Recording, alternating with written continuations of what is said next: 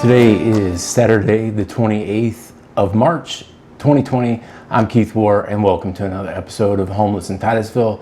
As I was letting you guys know before, just kind of a continuation of a get to know me as a person, right? You guys see me, and you see me doing the interviews and whatnot, but you don't really know me, right? You see and hear the questions I ask and whatnot. So I just thought I would share some things with you guys. I'm kind of a big geek. I hate the geek look with these glasses. I feel I look so geeky in them. But because it's a new thing. I haven't had to have glasses my whole life. About a year or two ago, well, actually when I turned 40, and I'm 46 now, my vision started to go. I couldn't read, just having a really difficult time. So last year I went for the very first time and got a prescription pair of glasses. So I know it's not the end of the world. I know there's many of you out there who wear glasses and have had to wear them all your life, but coming from a place of somebody who has never had to wear glasses, it's tough. It's tough.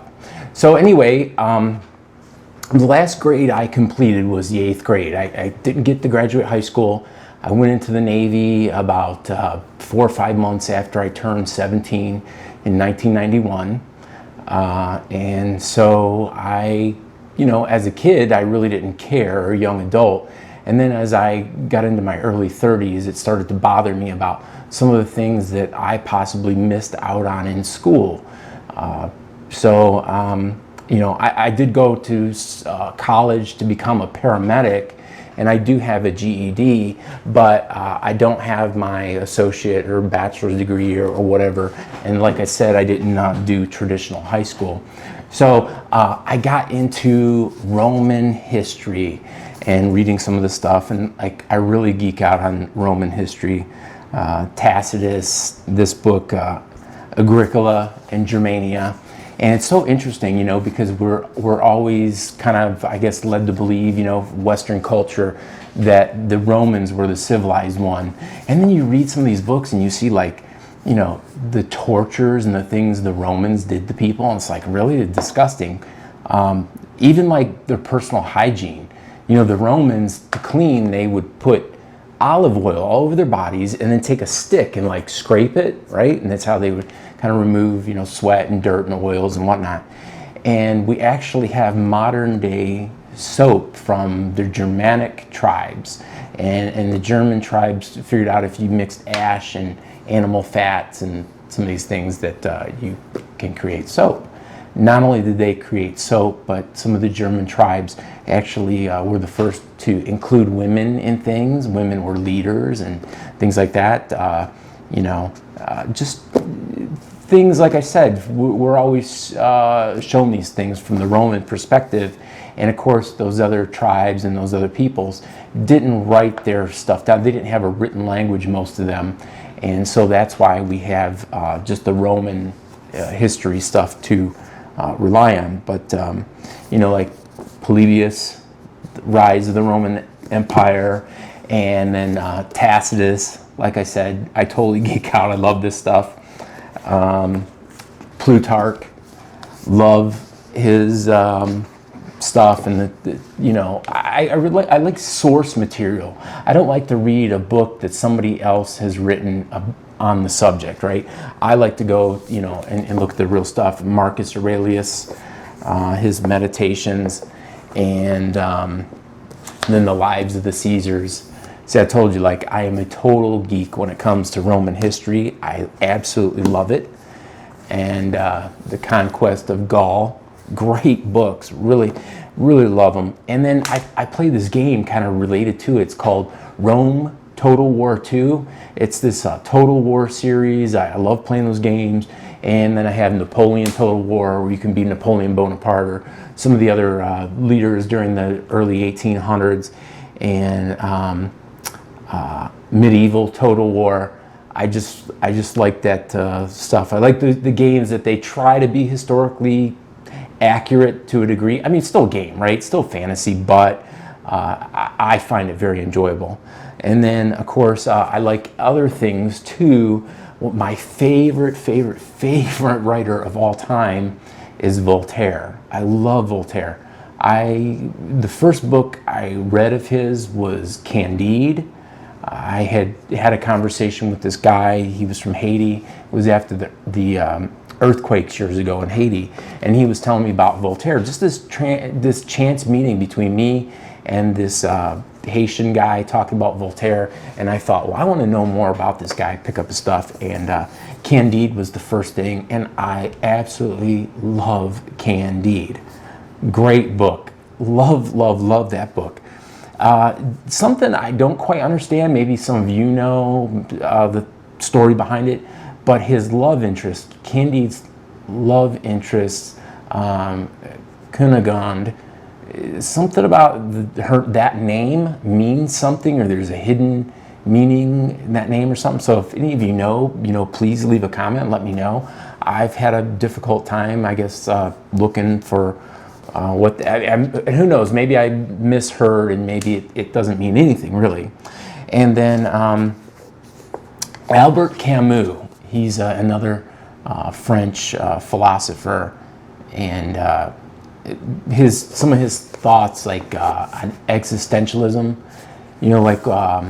and some of these different ideas, like when they'll say, you'll see it on like 48 Hours Mystery or something like that. They'll say, well, something was off about their behavior, the way that, I would have thought they would have behaved this way in this certain situation and another way. And it talks about how, just because somebody isn't acting in these perceived way that you think they should act, doesn't mean that they're guilty or innocent of something, right? But we all kind of do it. I mean, even I do it after, having this knowledge. And then the Communist Manifesto, read this, well, quite a bit of it. It's a little, any of you have read it, it's kind of it can be a dry book, but the principles in there, talking about basically everyone has a job and everyone has something and whatnot, but, just an idea, obviously tried in different parts of the world and hasn't worked. And then the Egyptian Book of the Dead. This book here, kind of interesting, talking about Horus and Ra and some of the other gods and whatnot. And, there's some familiar stories about, now it's been quite a few years since I've read it, so I might be mistaken some of my details a little bit, but I believe it was Horus was killed on a hill, came back to life 3 days later, had some followers, he walked on water. You kind of know the story from there. And then Dostoevsky. I tried to read The Brothers Karamazov, and it was tough. What was tough about it for me was, to be able to kind of keep the story straight in your mind of who's doing what with these Russian names was just a little discouraging, I guess you'd say. So I put it down, but I read some of Dostoevsky's other things. I really liked his book about being in the jail, and gosh, can't remember the name of it right now. I don't have it in front of me, but and of course he's got the book The Idiot, which really isn't a guy that's an idiot. He's an idiot in the sense that he's very giving and he's childlike and whatnot. That book there, I only finished maybe like a third of it or so. So maybe, who knows, with this social distancing we have going on and whatnot, maybe I'll pick that back up and finish it. And then another thing that I really geek out to, that my son got me into, and I think back to like when he was just a little guy and how I begged him not to get into this, and he did. And not only did he love it, but I loved it, and loved it to the point where I went and took some little classes, did what I had to do to become a judge in a card game called Yu-Gi-Oh! Love this game of Yu-Gi-Oh! This is one of my favorite things in Yu-Gi-Oh! These Valkyrie cards, I think they're interesting, cute, and And then of course I have this other one. It's a fairy tale deck with, you've got like this princess card and, you know, her little pumpkin carriage and things like that. Like I said, the castle, just, you know, some stuff that probably most of you out there would have never guessed I was into, stuff like this. But haven't really got to play it in a while because my son has kind of lost interest, and we don't really live in a community here in Titusville where we have people to play this game. So it's been kind of tough. But they did relaunch the game, I guess, a thing called Speed Duels, and kind of slowed the game down a bit, which appeals to me. But anyway, just, you know, some of the stuff I'm into. And then, of course, yesterday went out and handed out a little bit of food items and whatnot, and tried to, you know, keep my distance from the people. And that's hard because, you know, I like to be very personal and talk with people and things like that. And obviously you guys know that, right? You watch the show and you see that I like, you know, to talk to people. I enjoy that. I enjoy making a personal connection with somebody, right? And, you know, so this has been really tough, and we don't know how long this is going to last. You know, certainly I don't want to be ill, and you know, I've told you guys, my youngest son who lives with us, he is ill. He's 23, but he had surgery and had his large intestine removed, so he has a compromised immune system and stuff, and I can't really afford to be bringing home the coronavirus to him. So like everyone else, you know, I'm very nervous about that for that aspect. You know, really as far as myself, I almost feel like it's the flu. If I get it, I get it. I don't want to get it, obviously. It's tough. It's something to go through. I'm afraid of it to a point, you know, but I guess the big secret is don't tell anyone, but none of us is getting out of here alive, right? We're all going to die at some point. Do I want it rushed? Of course not. But at the same time, you know, you can't live your life in fear like that, you know. One of the lines in one of the books, I can't remember where it came from, it might have come from Machiavelli, is better to live one day as a lion than 100 years as a sheep, which, you know, I mean, I'm not that extreme. I think there is a happy medium, right? Something we can all do. But anyway, just some little things that I thought I would share with you guys. And then, of course, back around the beginning of February, I had some pretty devastating news with my left leg and having horrible pain and whatnot. And so I went to the doctor and saw this orthopedic here in Titusville. And he diagnosed me with, he said that I had what's called a bone infarction, which you've probably heard of a myocardial infarction, which is also known as a heart attack. Well, sort of kind of like that same principle in your leg and the bone, part of the blood supply is blocked. And I was looking at some of the causes, and it said if you're an alcoholic or steroids and things like that, and also hereditary. So my mother does have it. I'm not a drinker, and I haven't been on steroids in years, unless they count testosterone. I am on a large dose of testosterone, so maybe that could be, you know, who knows. But anyway, I've just had a lot of health challenges. Most of it's kind of orthopedic type stuff. You know, I am not sickly as far as like, you know, my kidneys or my liver or that kind of ill, but have a lot of pain in the bones and things like that. And so I, you know, see a neurologist here in town and have to have yearly EMG tests and things like that to kind of track the deterioration of the nerve and all that stuff. So not fun, really not fun stuff. Horrible. Hate it, hate it, hate it. But, you know, I have to do it. It's important to know where I'm at. You know, if this is getting, you know, really bad, if it's not so bad, you know, what it is, because I don't really notice on a day-to-day basis, right? It just gets a little worse, a little worse. I can't really tell. So these tests do let me know where I'm at. So, but anyway, I guess that's about all I have going on for right now that I'd like to discuss with you guys for now.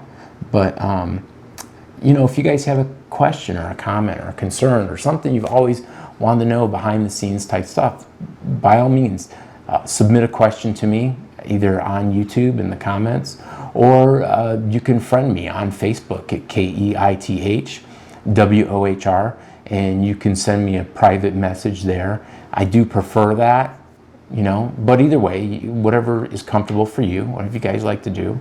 And and then also I'll tell you guys real quick before I go about Willie Taylor, guy that was the founder of Team Fighting Edge here in Titusville, which is a 501c3 that takes young men and women, mostly from troubled backgrounds, and teaches them to be boxers or MMA fighters. Of course, they don't have to; they can just train.